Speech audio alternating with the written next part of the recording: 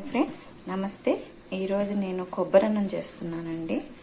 దానికోసం కొబ్బరి తీసుకున్నాను. ఇప్పుడు దీన్ని బ్రేక్ చేసి కొబ్బరి తీసుకొని తురిమి పెట్టుకుంటాను. ఇలా తురుముకున్నానండి కొబ్బరి. మామూలుగా కొబ్బరి అన్నం అంటే కొబ్బరి పాలు తీసి పాలల్లో రైస్ వండుతారండి. అంటే రెండు రకాలుగా చేస్తారు. కొబ్బరి తురుము వేసి చేస్తారు, కొబ్బరి పాలతోటి చేస్తారు. అది చాలా పెద్ద ప్రాసెస్. దాంట్లో అయితే ఏం వేసుకోరు, జస్ట్ పోపు పెట్టుకొని తిరగమాత వేసి దేవుడికి కూడా పెడతారు. కొబ్బరి పాలతో వండింది. కొబ్బరి తురుము వేసుకుంటే మనం అన్ని అల్లము మిరియాలు అన్నీ వేసుకోవచ్చు. ఇది మామూలుగా అందరూ చేసే విధానం. ఇది దేవుడికి నైవేద్యంగా పెట్టేది మాత్రం కొబ్బరి పాలతో వండి పెట్టాలండి. నేను మామూలుగా తురుముతో చేస్తున్నాను. ఇప్పుడు ప్రాసెస్ చూద్దాం. ముందుగా ఒక ప్యాన్ పెట్టుకున్నానండి. ఇందులో ఇప్పుడు నెయ్యి వేసుకుంటున్నాను. నేతితో చేస్తే బాగుంటుంది, అందుకని. లేదంటే ఆయిల్తో కూడా చేసుకోవచ్చు.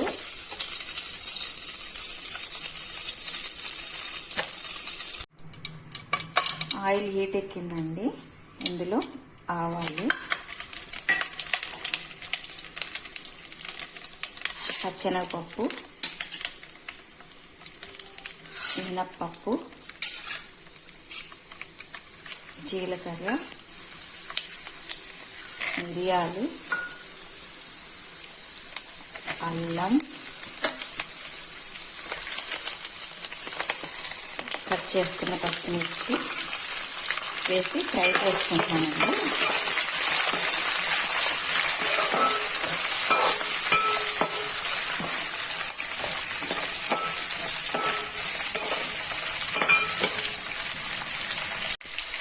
ఇప్పుడు జీడిపప్పు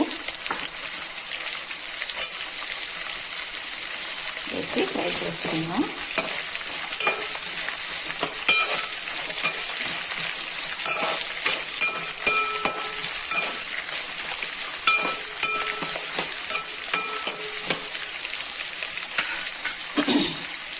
కొద్దిగా కరివేపాకు,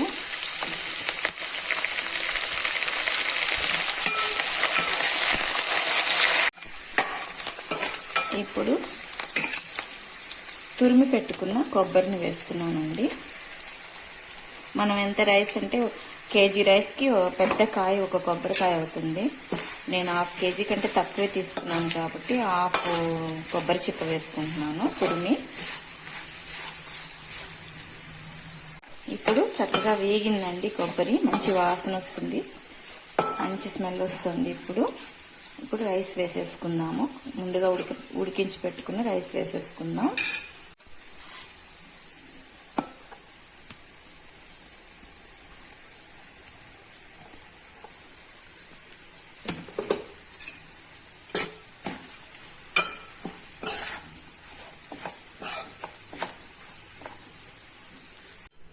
ఇప్పుడు సాల్ట్ వేసుకుందామండి.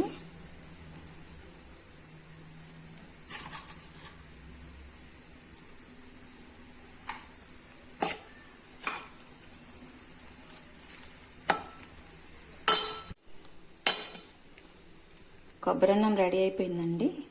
ఇప్పుడు పైన లైట్గా కొత్తిమీర వేసేసుకుందాం.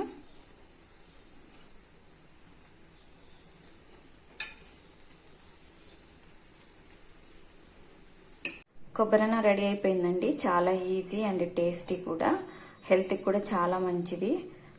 అప్పుడప్పుడు చేసుకుంటూ ఉండొచ్చు. ఫెస్టివల్స్ వచ్చినప్పుడు కొబ్బరికాయ కొడతాం కదా, ఆ కొబ్బరి మిగిలినప్పుడు చక్కగా ఇలా చేసుకొని తినొచ్చు.